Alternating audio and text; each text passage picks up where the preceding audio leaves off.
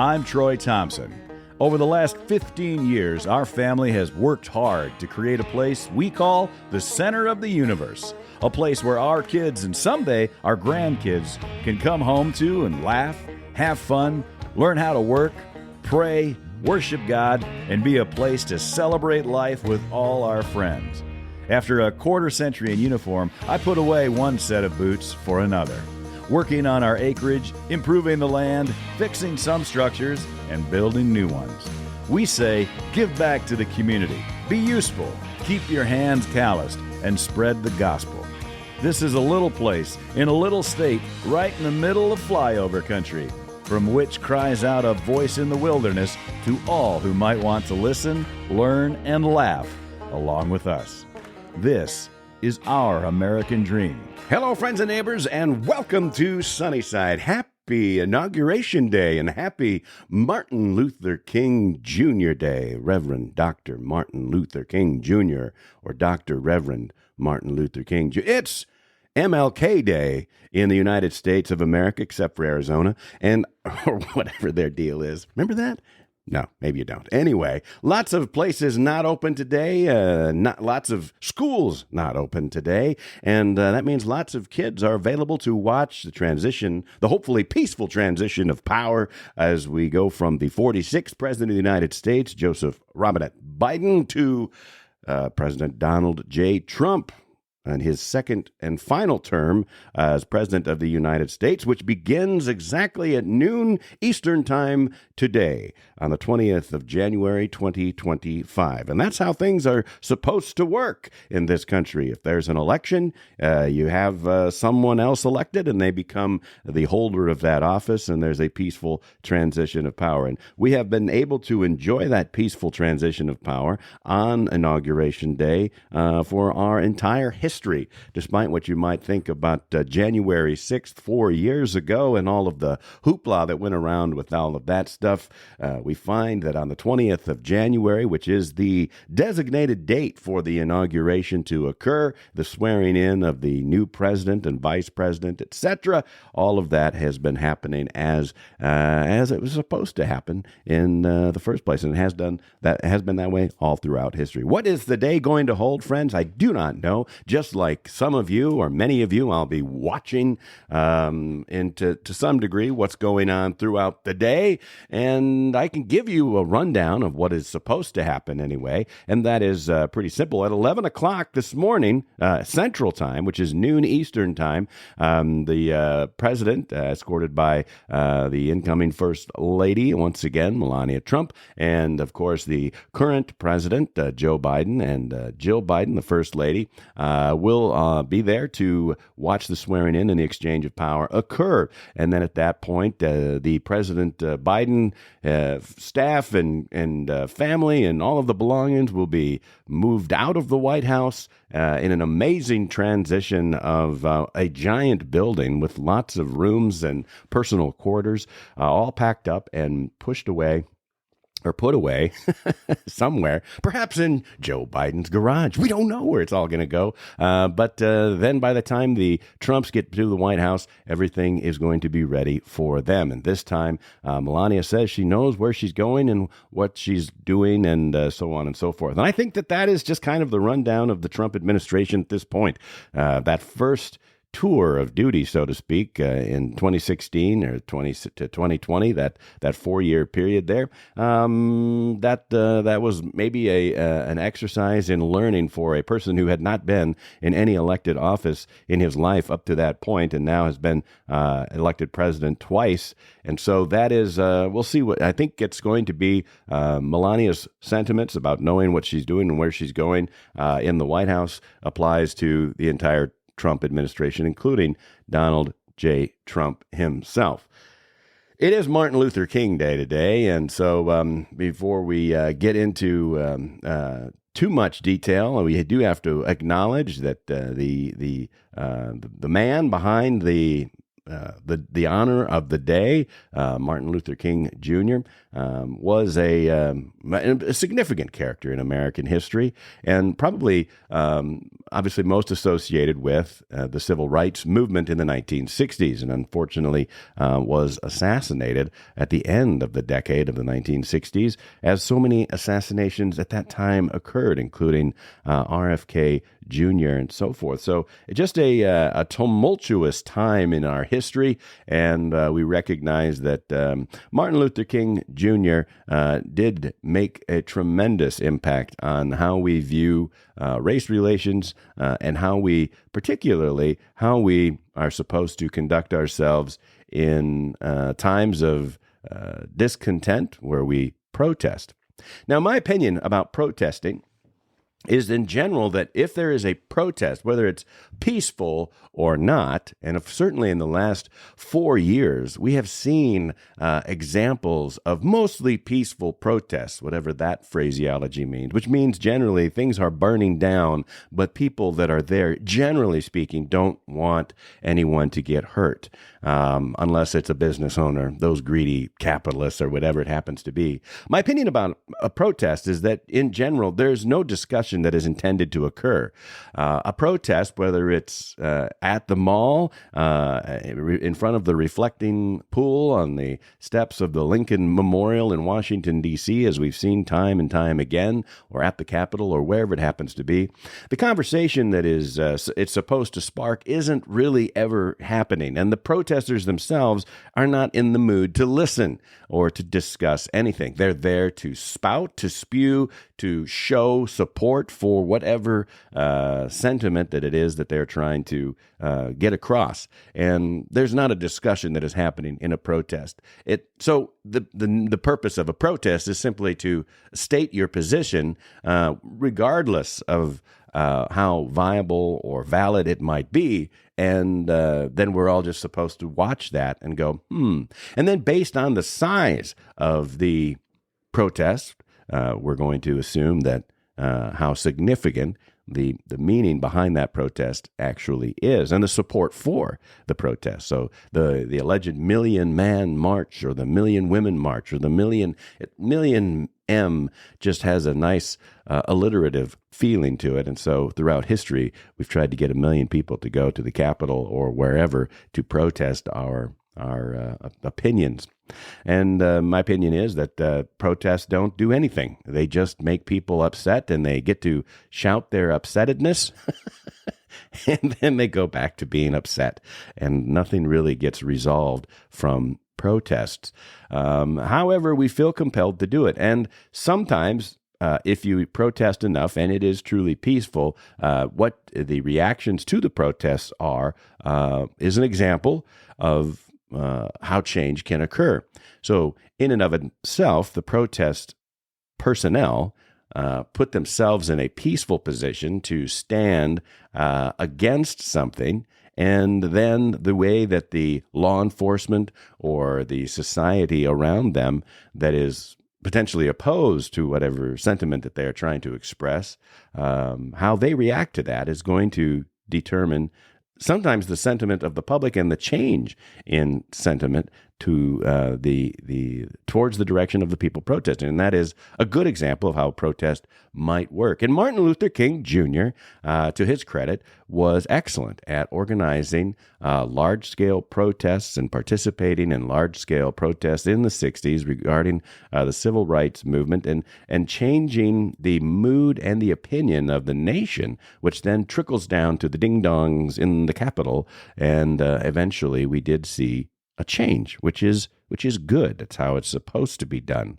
And so since that time, we have seen, and there were people that were in the civil rights movement, such as Malcolm X and others, who were not in favor of peaceful protests, truly peaceful protests. They weren't interested in that. If the law enforcement cracked down on a peaceful march, then they wanted to fight back, arm themselves, and revolt. Revolution. And that is not, that's a form of protest. It's an armed conflict. It is a riot or whatever it happens to be. And that is, that's not what we generally like to see in a nation of laws. However, Martin Luther King did a very good job. Martin Luther King Jr. did a great job maintaining a peaceful protest mentality. And so that tradition has carried on for decades in honor of Martin Luther King Jr. Typically on this day, the 20th of, well, Martin Luther King Jr. is this Monday in January, so it's not always on the 20th, but it is recognized on this Monday, which just happens to also be Inauguration Day in 2025. My experience with protesters who have attempted to express their opinions about whatever it is that they're upset about on this particular day, and Martin Luther King Jr. Day, MLK Day, is traditionally a protesting day. So it's interesting that it falls this year on Inauguration Day. In 2003, on Martin Luther King Day, I was stationed in Indiana as part of what was called Noble Eagle 2. It was an assignment of National Guard units. In our case, our artillery unit was sent to Indiana from the Iowa National Guard to defend three different areas, but one particular area that I was at, which was in Indiana, and that was the Newport Chemical Depot. And Newport Chemical Depot back then was the holding place for our nation's supply of the nerve agent VX. The VX. If you're not familiar with VX, that is the subject matter, the chemical weapon that the bad guys were trying to get in San Francisco at Alcatraz in the movie The Rock, featuring the legendary Nicolas Cage and Sean Connery, and that was a great movie and very entertaining and lots of action. And this came out in the 90s, before I was aware of VX as an actual thing. I think a lot of us just assume that we have nefarious weapons of war as a nation, a superpower that the United States is, and we certainly do. We created VX. I think we got it actually from the Brits, that they had created this chemical agent, which is essentially Raid for human beings. It's a nerve agent, so it shuts down your nervous system and causes your nerves to twitch uncontrollably until you just go into cardiac arrest or snap your own neck because you're convulsing. It's pretty terrible, and it doesn't take very much to kill you as Raid to a roach or any other type of bug for human beings. In fact, it was alleged, and we never tested this for obvious reasons, that the amount that it takes for VX to kill a human being is just the amount of liquid that it takes to fill in the grooves of the Lincoln Memorial on the back of a penny. That's not very much. That's like a drop of VX. But unlike the movie The Rock, the VX nerve agent itself is not green and kept in little amulets in a weird string. That's really just Hollywood. It's kept in giant ton containers that look like big, long beer kegs, essentially. And it is kind of a straw color, like a light straw-colored, oily substance. And it's oily so that it could be, so it sticks. So it sticks to equipment when it's deployed against our enemies, or if it ever had been. And to my knowledge, it never has been by the United States deployed in that manner. The United States tried to figure out ways in which they could deploy VX. They experimented with artillery rounds and rockets and mortar rounds. It could be aerosolized and sprayed onto large areas of terrain. Because back in the 50s and 60s, when all this came about, we were thinking that the Russians were going to roll across Europe with the great red horde of tanks and men. And so that if you were to spray or aerosolize this VX over the terrain, then the tracks of their tanks would kick it up onto the personnel, and it would stick to the equipment, and they would all die.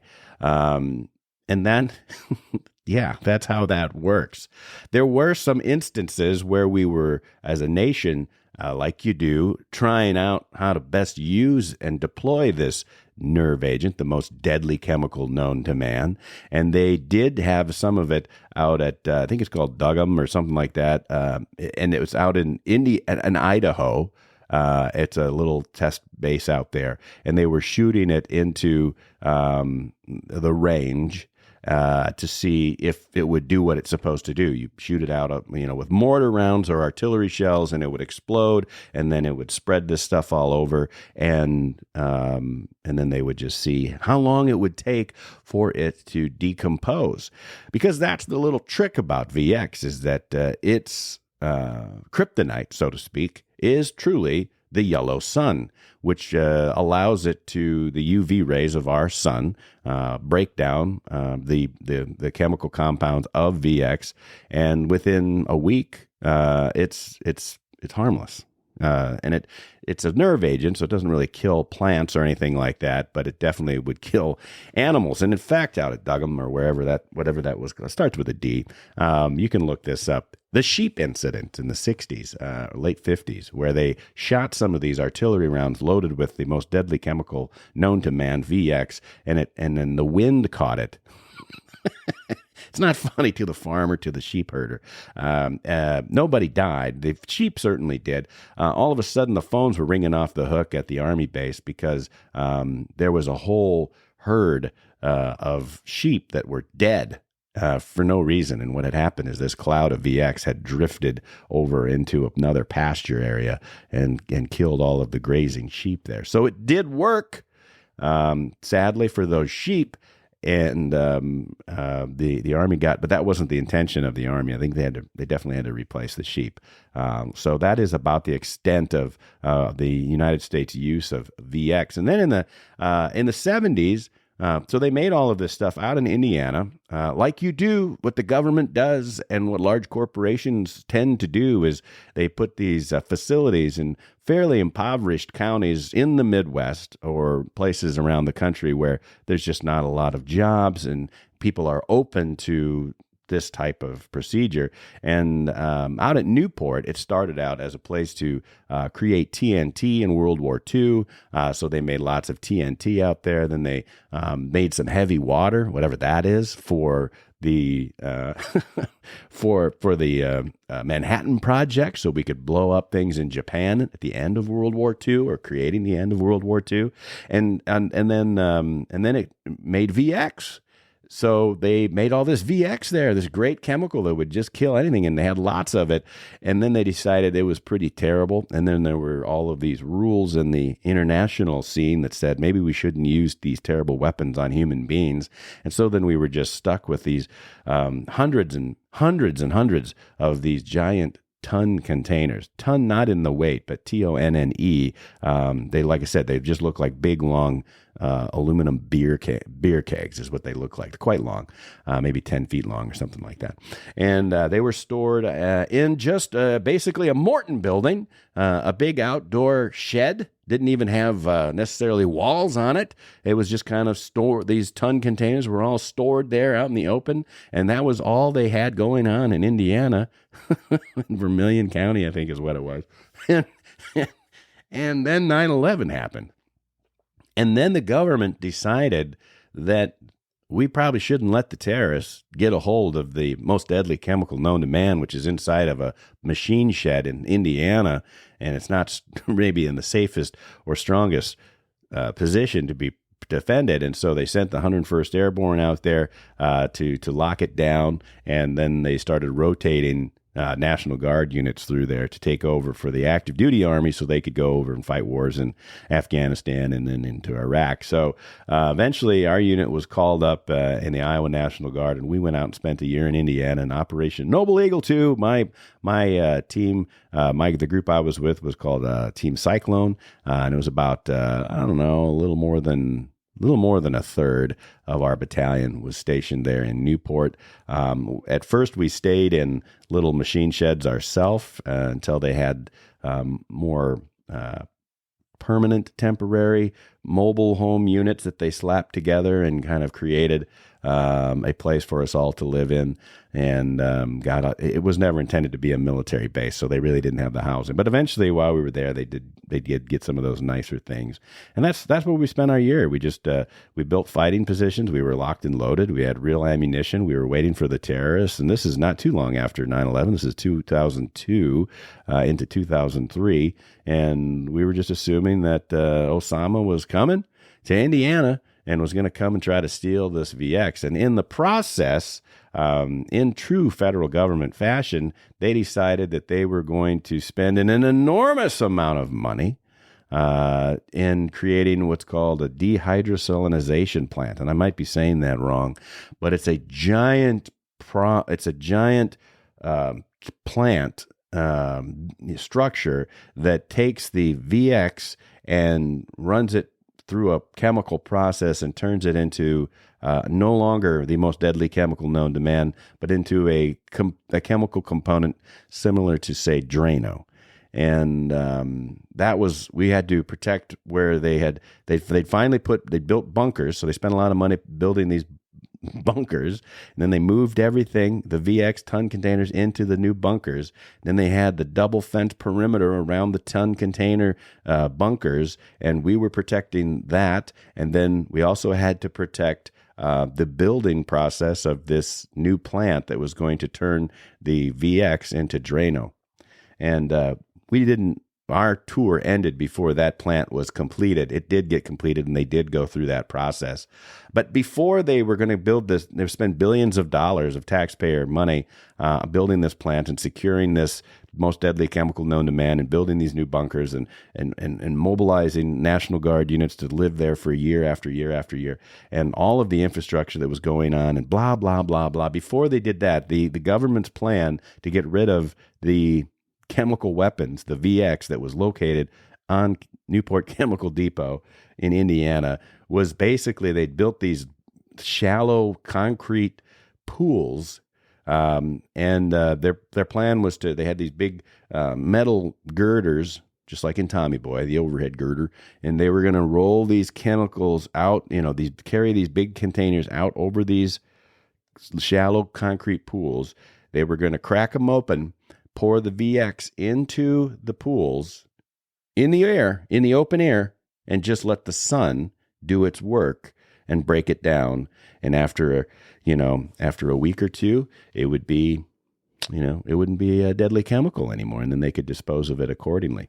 In the 70s, Nixon, it may have been the late 60s, Nixon made it so that you couldn't transport these type of weapons from state to state. So it got locked down in Newport, Indiana, for, by the time we got there, it was, over 30 years that it had just been stuck there with no place to go. And their plan to get rid of it was to just let the sun do its work. Just dump it out in the open in the middle of nowhere, Indiana, and let the sun do its work, which is how it was designed to break down. Because obviously in the battlefield, you can't have a permanent black spot, so to speak, in your operational space. So it had to have an evaporation period so that our soldiers, if we ever did use it, could go back over that same terrain and conquer and divide and all that stuff.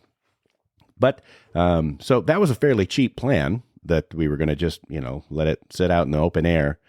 And it's not like it would blow around or, aerosolize. It's just like oil. It would just sit in there. It would sit in these open tanks of concrete and let the sun just break it down for a while. That was the plan. And then 9/11 happened, and they decided to spend billions of dollars creating this other chemical process so that they could take the Drano. And then their plan with the Drano was to take it to Texas and burn it, because there's only a few places in the United States that are allowed legally to burn chemical waste like that. And so that would have been in Texas. And then you can imagine that you would think that that'd be, at this point, it's just Drano. They put it in tanker trucks and they ship it to Texas. It's no longer under that old law that Nixon signed, because it's not a chemical weapon anymore. But the people in these two poor counties in Indiana were not excited about losing the income of the personnel that were in Newport at the chemical depot. So I don't know if they ever did finally get rid of the Drano that they made from the VX, from that expensive plant. And then they had to take down the plant because it's just a whole lot of money. Good money after bad, so to speak. And so while we were there, that's when I learned, after that big, long introduction, I learned as a soldier stationed at Newport Chemical Depot in Operation No Legal 2 that it is on Martin Luther King Day that protesters protest. It's like almost, if you're a protester, it's like your Christmas. It's your 4th of July. It's your Thanksgiving to some degree. If you're the kind of person that maybe grew up in the 60s and really appreciated all of the civil unrest and the desire to protest something to show that you have an opinion and you will not be silenced, that you will stick it to the man with your opinions, and maybe carry some signs and placards that you made in your basement with some paint and so on and so forth. And so we were warned in briefings in advance that there would be protesters at the front gate of Newport Chemical Depot, and that we should just be aware of that.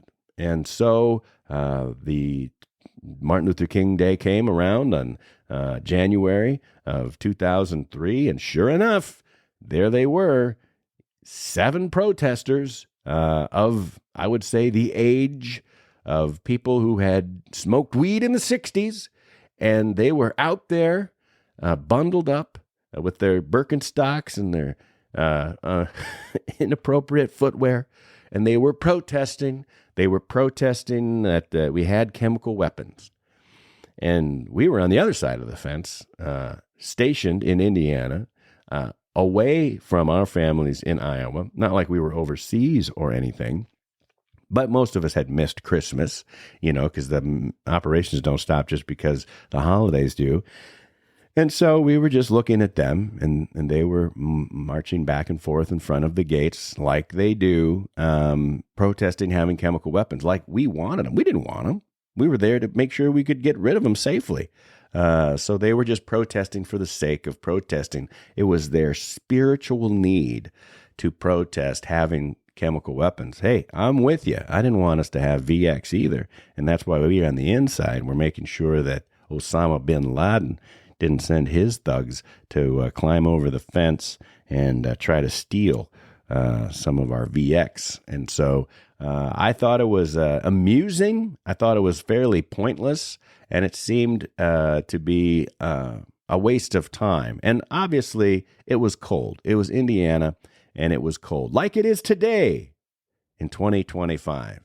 So cold, in fact, that we were fairly nice and warm, bundled up in our military gear, in our heated Humvees,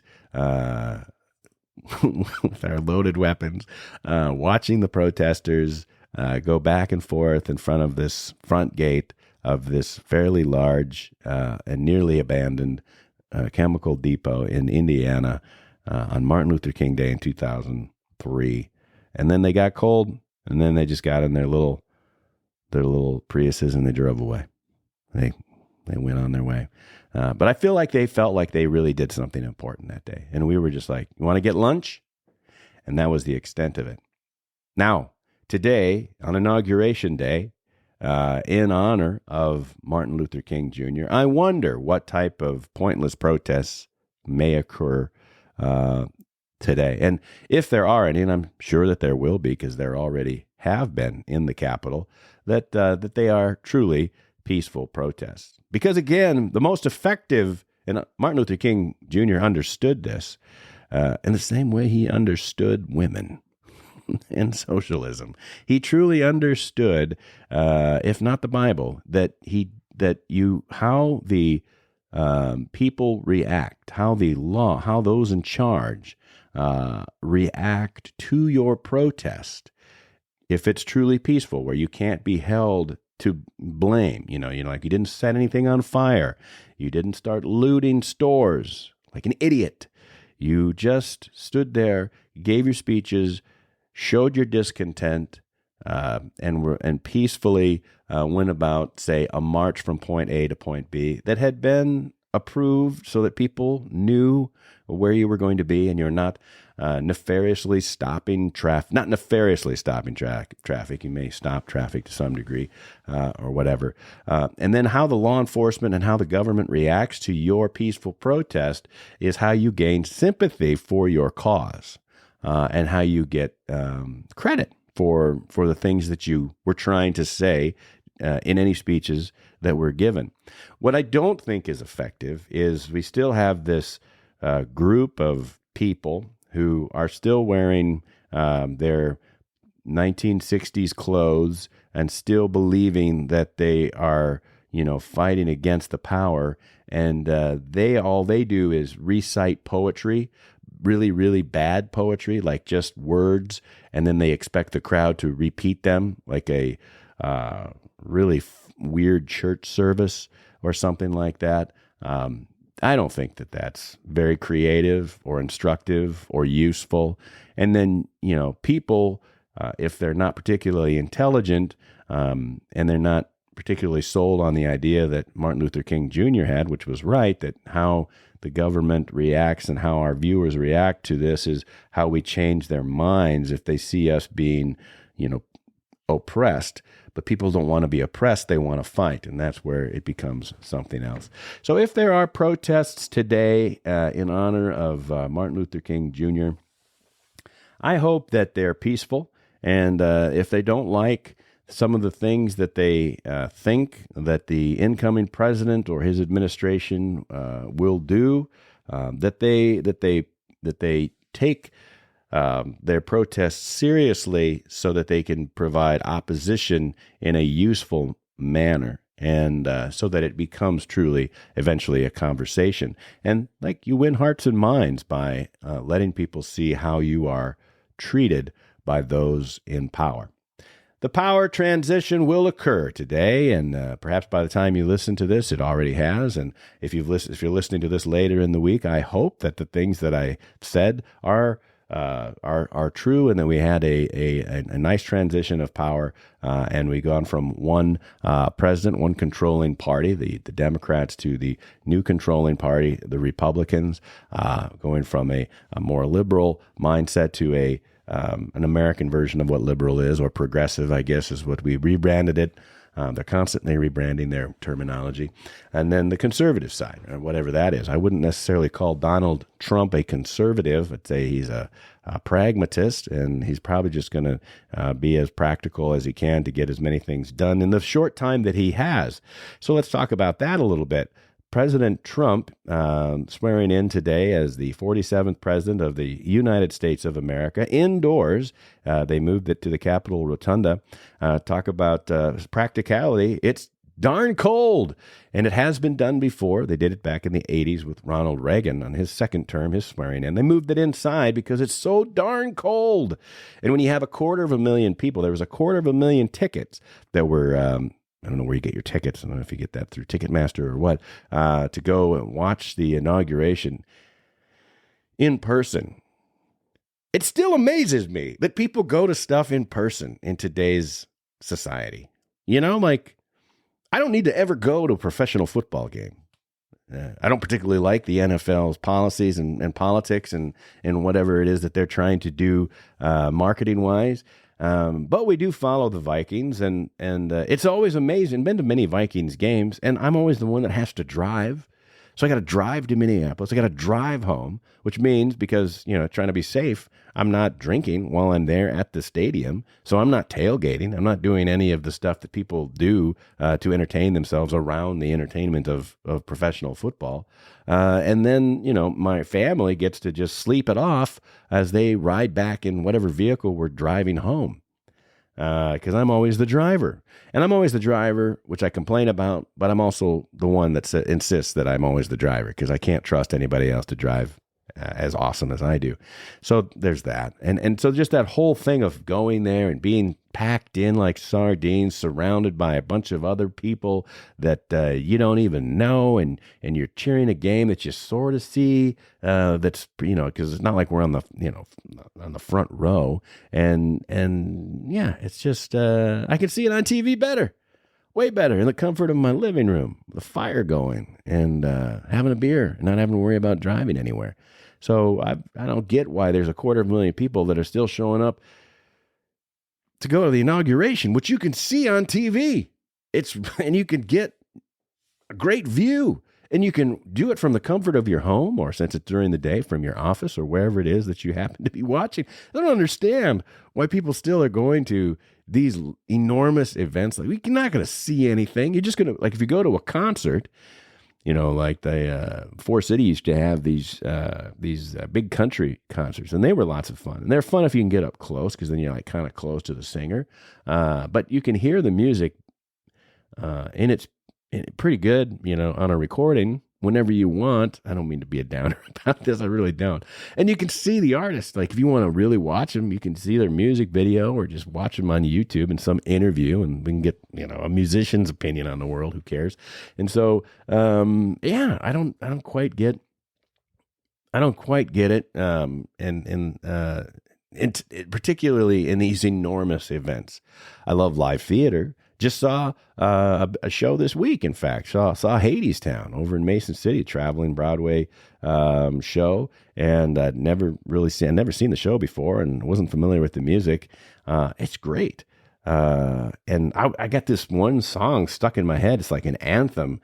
If you're not familiar with Hadestown, it sounds like it's about hell. It sort of is. It's about, Hades, and it's the story of Orpheus.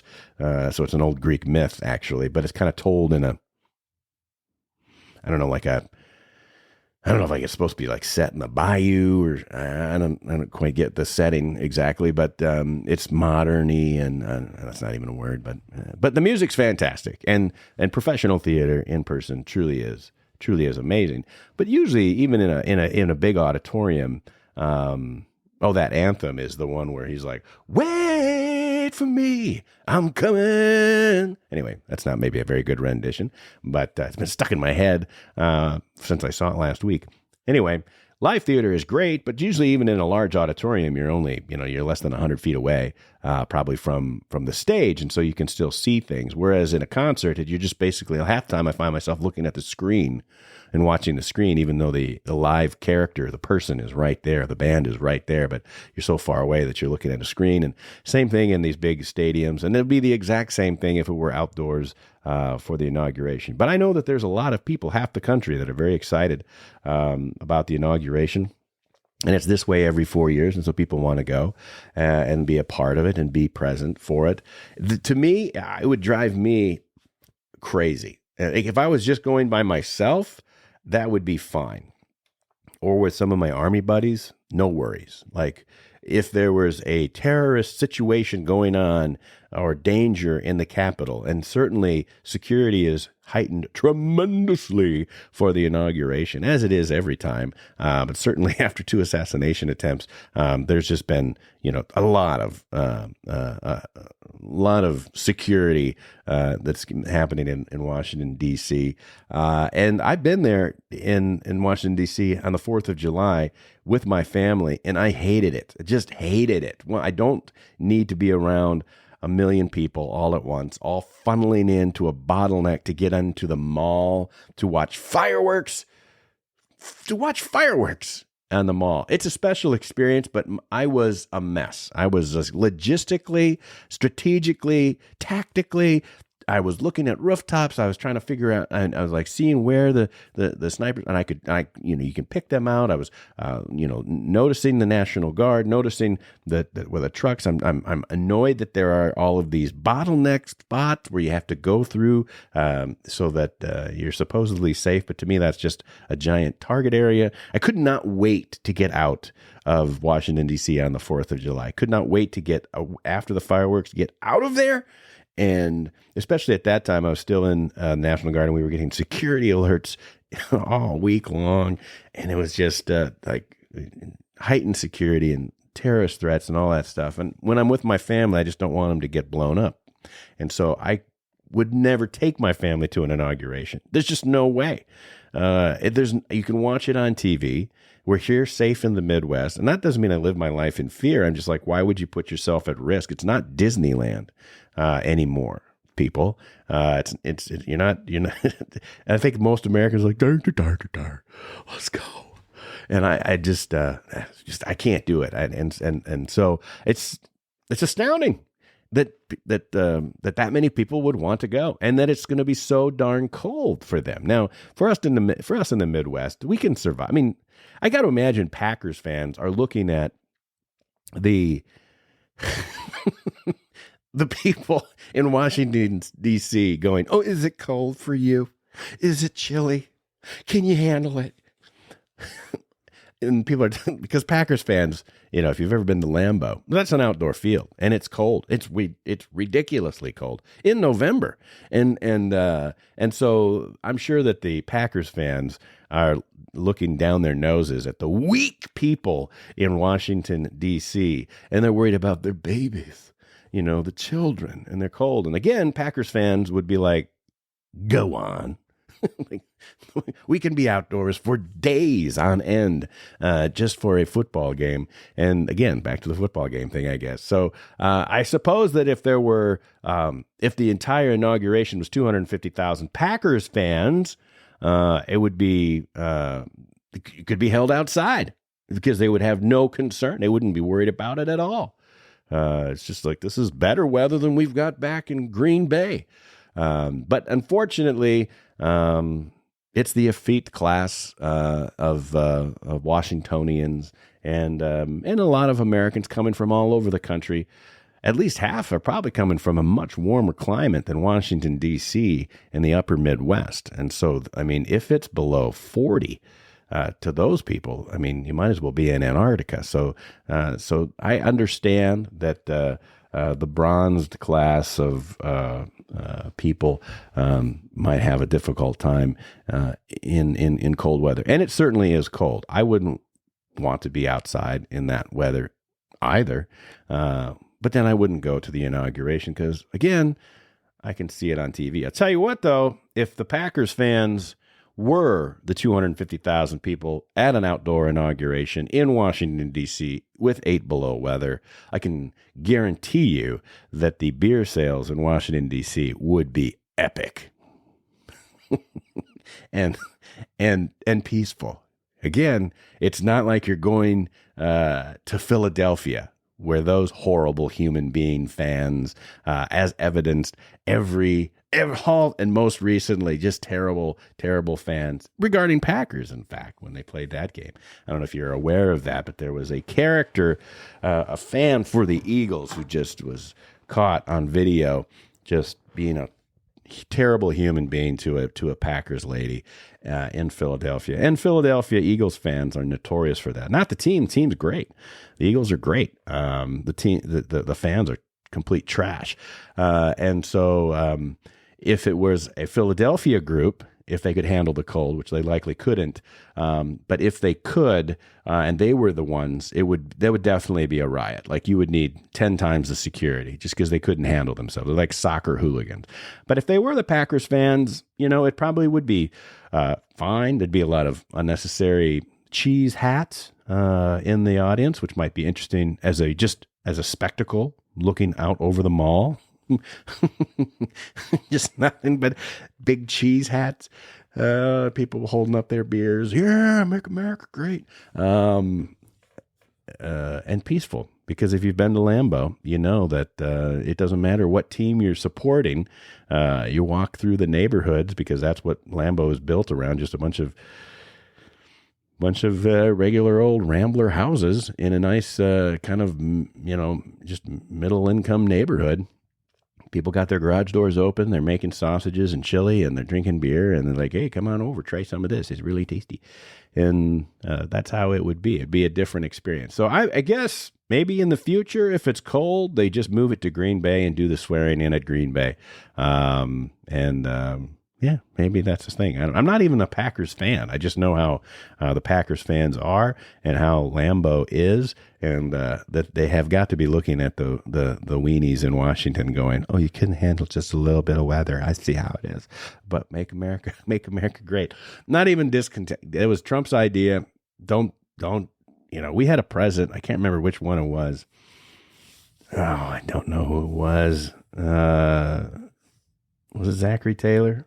I don't think so. But one of our presidents in the 19th century, like, refused to wear the proper clothing on Inauguration Day, gave a ridiculously long speech, and then died of pneumonia, like, a week later. So great. So I'm sure that Trump's got that on his mind too. And you can't keep Joe Biden out that long in the cold. And so they'll do a nice little ceremony today at 11 Central Time, noon Eastern Time, and we'll have a new president sworn in, and that's what's going to happen. Then after he's sworn in, assuming that if there are protests, that they're peaceful and everything is okay, just like they moved the inauguration indoors, they've moved the parade indoors, because typically then what they'll do is they'll go on a little parade and they'll roll down the street, and it's always been, does the president get out and walk? Does the president not get out? It's such a security risk. If you are first of all, if you're a Secret Service agent right now,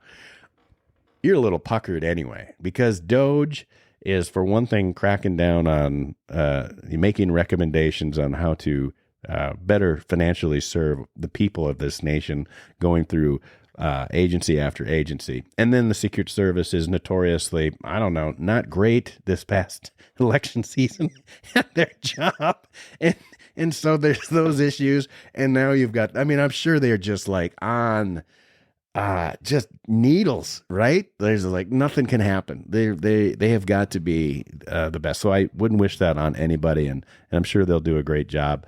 Hopefully everything goes well for inauguration today. And the Secret Service has to be crazy. But then when they walk and during the parade, that's something that Americans love to see. It's a beautiful thing for our country to have the leader of the free world walking down the street, waving at people, knowing full well that there could be imminent threats everywhere. And I just think that any president that does that is quite brave. But you just kind of got to go. I think at that point, as a president, you have to say, God's will be done, because if this is the deal, it's the deal. That probably isn't how the Secret Service feels. They'd probably prefer to just keep him in the beast limo and never go out anywhere and be safe. But clearly that's not how we operate. So, but instead of walking down the street, they're going to hold I believe they're holding it. They're doing a rally, and it's going to be inside. It'll be at, let me see here. What's it called? I don't know. They go to the, let me look it up here. Blah, blah, blah, blah, blah. Whatever.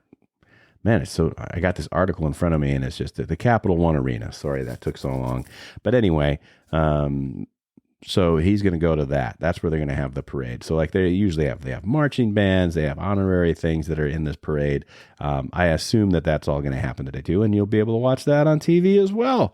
And that'll happen after, so about 1:00 ish in that neck of the woods. And then later tonight, then they should have I think there's a dinner, like a candlelight dinner or something like that. And then the president's going to go to bed. But in between that, it seems like President Trump's said first day in office, he's got some things that he's going to take care of. And in his, so before we get to, I guess, what Trump's going to take care of on his first day in today, talk about what Joe Biden is going to take care of on his last day. And he's got till noon today, or 1:00 our time. He's got till noon. So before that, this morning, what he's going to do and what he's already done is issued preemptive pardons to preemptive pardons. Nothing says these people aren't guilty, but they're probably a little guilty.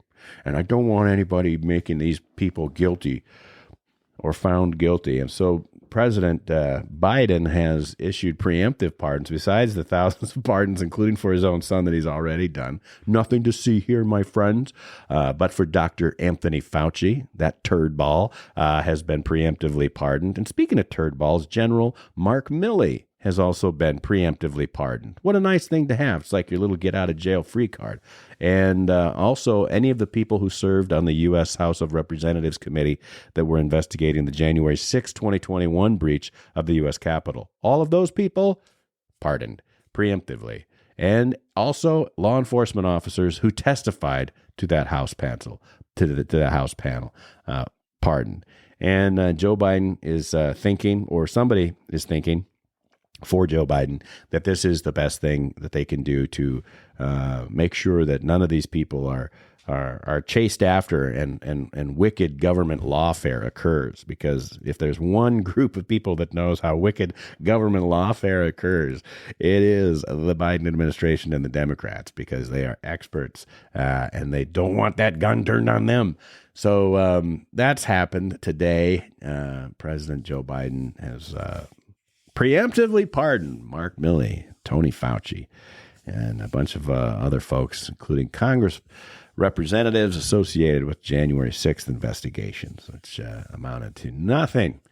And so I guess we'll go with that. Oh, that's Knox. He's having some things to say here. What's he got to say? Nah, he just wants to sit by me is what he wants to do.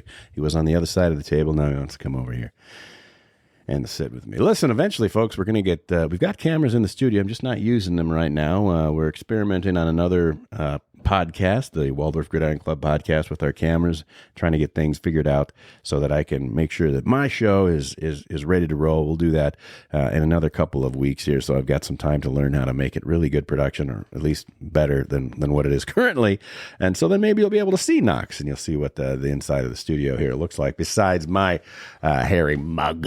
And you won't, we'll see. We'll see if this is something that will work out or not. But anyway, so today Trump's going to, one of the things he's going to do is he's going to sign an executive order right away that strikes out gender ideology and pronouns and ends housing of biological men in women's prisons, the self-ID on passports, letting people just decide what their gender is. On a United States passport, you can, since 2022, you could just say X.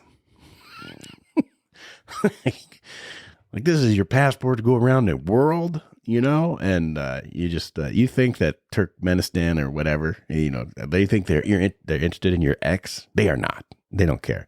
But I don't know where you're traveling to, so maybe it's all right.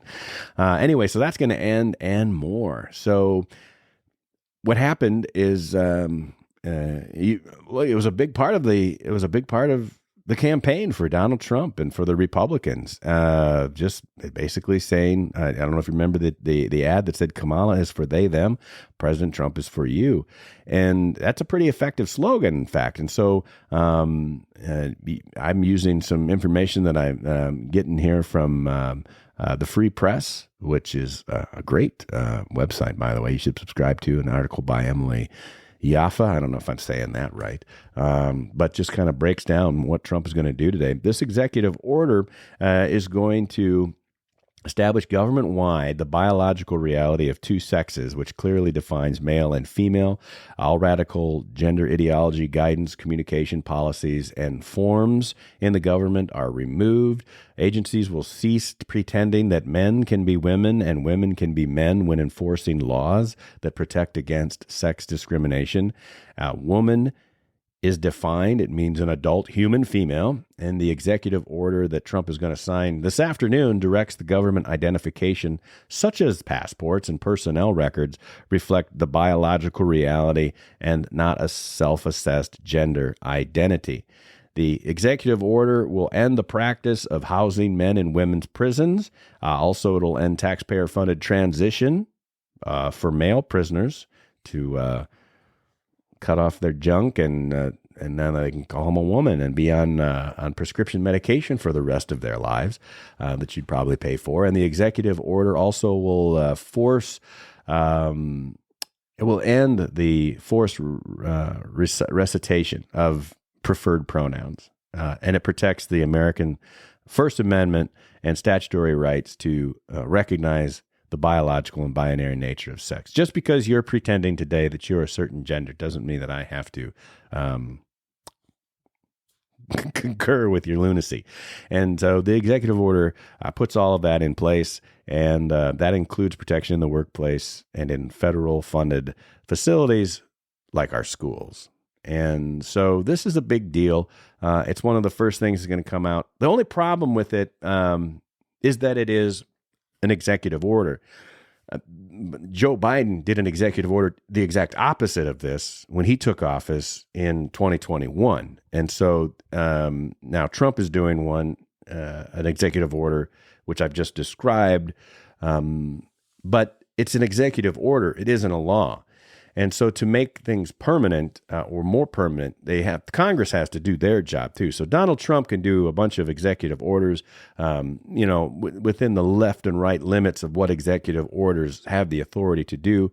Certainly he can do these things because he's in charge of these executive branch agencies. And so he does have oversight in that regard.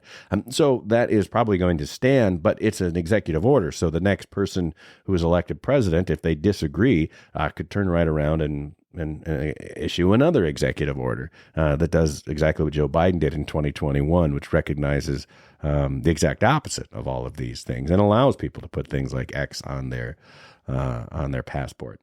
And so he's going to do a variety of things on his first day. There's going to be immigration policies, the return to Mexico. He's going to take care of this transgender situation, the executive order, which has got a really terrible name, by the way. It's called the Defending Women from Gender Ideology, Extremism, and Restoring Biological Truth to the Federal Government Executive Order. I mean, come on. That's like the word. Can you come up with better names?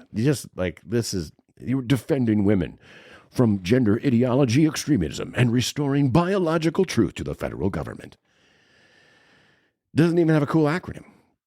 But anyway, all of that stuff is going to happen. And Trump's got a short period of time to get this done. I say that because typically what happens is in less than 2 years now, we'll be in another election cycle. And depending on the ability of the opposition party, which is now the Democrats, which is the minority in the Senate and the House, and also they don't have the presidency. Typically what happens in those cases is that the party in control loses seats in the House or the Senate or both, and then they lose control of those branches of government.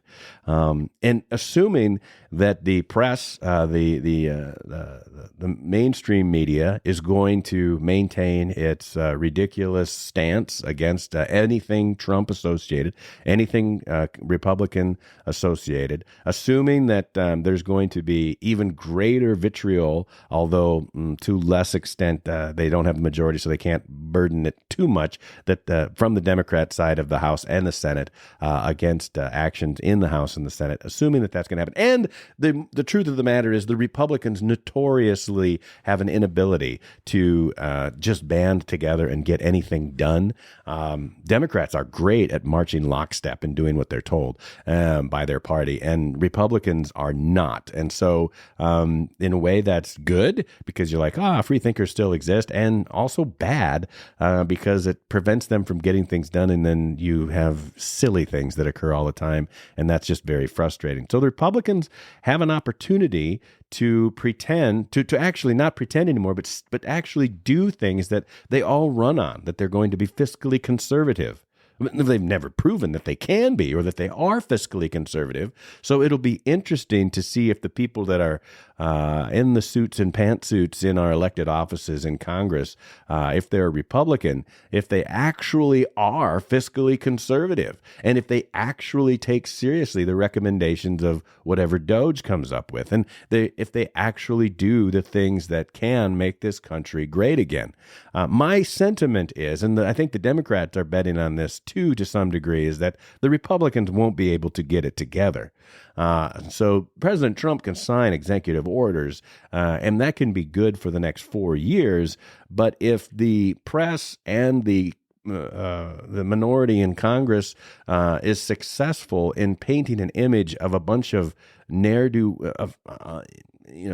idiotic Republicans from the top down and not being able to get anything done, and we trip over our own shoelaces, I'm including myself in this because I am conservative, if we don't actually do anything that gets these things done in a fast fashion, and it doesn't have to be in an inventive fashion, it should be mostly in an untying the knot fashion, like we're going to just get rid of this instead of coming up with something to replace it with.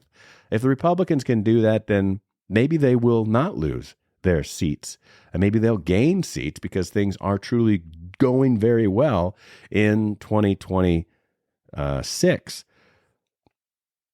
But that's a tall order. because there's a lot of personalities and there's a lot of wannabe next presidents on both sides of the aisle.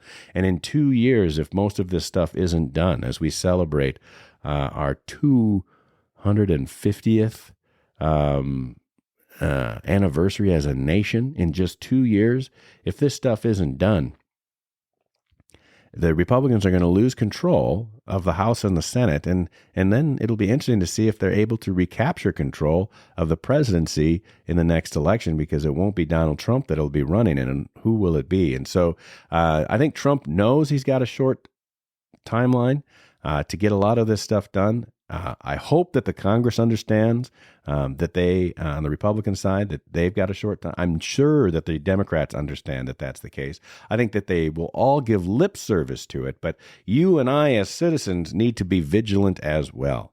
If we expect these things to be permanent, we expect action to be taken, you're going to have to do more than just listen and nod your head and talk about it on Facebook or, like I do, on a podcast even. We're going to have to make sure that we have a phone line and an email line to all of our congressmen and women, and make sure that they understand that these are things that we want to see happen, and quit dinking around and get things done for the betterment of the country. So we'll see. We'll see if the reactions to the executive orders, the protected class that Joe Biden created with the transgender situation, and now the unprotected class of transgenders under Trump, and a new pseudo-protected class of anything with two X chromosomes. Or is it XY? Two X's? Anyway, I don't even know. Oh, I do not know what a biological woman is. So the Republicans have kind of made a protected class out of women, which is just a little bit more than half of the population of America. And so we'll see how protests on either side of that are treated. I think you'll see, if peaceful, how the government then will respond, because public sentiment will change. And I think public sentiment did drive, obviously, the election for the president to win the popular vote, as well as the Electoral College regarding that one issue, but many, many others, including immigration. So the Democrats just did a really bad job aligning themselves with really fringe causes that didn't achieve the same sort of general agreement of the society that Martin Luther King was able to achieve in his civil rights movement in the 60s. They just lined themselves up with the wrong causes, and we'll see if they're able to recover in the next couple of years, and we'll see if the Republicans are able to follow through with all the things that they say that they want to achieve. But whatever happens today on this 20th of January, 2025, this we can be sure of. We will have a new president of some sort, and hopefully it should be Donald Trump, and we will see a peaceful transition of power of a great nation as we head into a new administration, and hopefully a new era where we truly do make America great again. And I look forward to that with a sunny side of life perspective, and hoping that the president and his administration truly can be the sunny side of all our lives for the next few years. I want to thank all our friends and guests for stopping by for this episode of the Sunny Side of Life. All the Sunny Side of Life players who stopped by, creative support provided every day by my incredible wife Heidi and our fantastic 4 boys. Thanks to every one of our listeners. That means you. A big shout out to my brothers and sisters in uniform holding the line around the world. Share the word, folks. Let the people know what we're up to. Subscribe so you never miss an episode, and follow us on social media. All skits are written or adapted and directed by me, Troy Thompson, and are produced here at Sunnyside Farm Studios and delivered to all platforms by Buzzsprout. Music and sound effects are provided by Soundstripe. The Sunny Side of Life is a weekly production about our life on the family farmstead here in Iowa, the liberties we prize, and the pursuits which make us happy. Now, none of this is possible without Christ in our lives. For the Lord God is our sun and our shield. He gives us grace and glory. So may the Lord bless you and keep you, and may the sunny side of your life, liberty and pursuits be in Christ, and made evident unto you each and every day, and give you peace.